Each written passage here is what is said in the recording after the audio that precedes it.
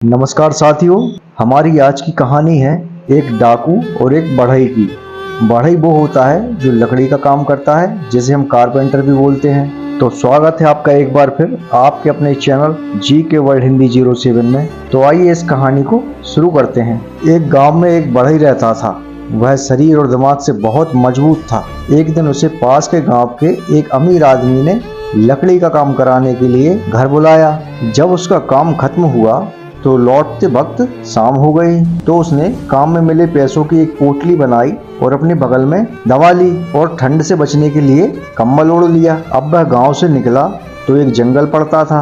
वह जंगल के सुनसान रास्ते में घर की ओर जा रहा था। कुछ दूर चलने के बाद उसे अचानक एक डाकू मिल गया, जिसने उसे रोक लिया। अब डाकू शरीर से तो बढ़ई से कमजोर था, पर उसकी कमजोरी को उसकी बंदूक ने ढक रखा था। अब बढ़ई ने उसे सामने देखा तो डाकू बोला, जो कुछ भी है तुम्हारे पास सभी मुझे दे दो, नहीं तो मैं तुम्हें गोली मार दूंगा। यह सुनकर बढ़ई घबरा गया और उसने पोटली उस लुटेरे को थमा दी और बोला, ठीक है, यह लो रुपयों की थैली, मगर मैं घर पहुंचूंगा तो अपनी बीवी से क्या कहूंगा? वो तो यही समझेगी कि मैंने सारे पैसे जुए में उड़ा दिए। तुम एक काम करो, अपनी बंदूक की गोली से मेरी टोपी में एक छेद कर दो ताकि मेरी बीवी को लूट का यकीन हो जाए। लुटेरे ने बड़ी शान से बंदूक से गोली चलाकर टोपी में छेद कर दिया। अब लुटेरा जाने लगा तो बढ़ई बोला, अब एक काम और कर दो जिससे मेरी बीवी को यकीन हो जाए कि लुटेरों के गैंग ने मिलकर लूटा हो, वरना मेरी बीवी मुझे कायर समझेगी। तुम इस कंबल में भी 4-5 छेद कर दो।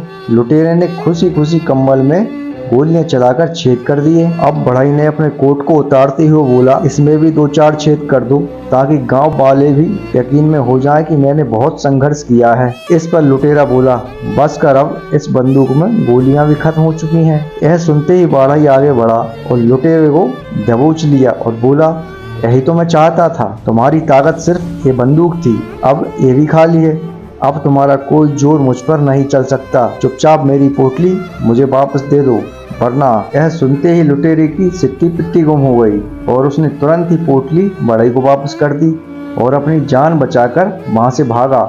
आज बढ़ई की ताकत तब काम आई जब उसने अपनी अक्ल का सही ढंग से इस्तेमाल किया। इसलिए कहते हैं कि मुश्किल हालात में अपनी अक्ल का ज़्यादा इस्तेमाल करना चाहिए, तभी आप मुसीबतों से आसानी से निकल सकते हैं। दोस्तों, आपको यह कहानी कैसी लगी हमें कमेंट बॉक्स में ज़रूर बताएं और हमारे चैनल को लाइक, सब्सक्राइब, शेयर ज़रूर करें और बेल आइकन को भी दबाएं, जिससे कि हमारे आने वाले वीडियो की नोटिफिकेशन आपको मिलते रहें। मिलते हैं अगले वीडियो में, जब तक के लिए नमस्कार।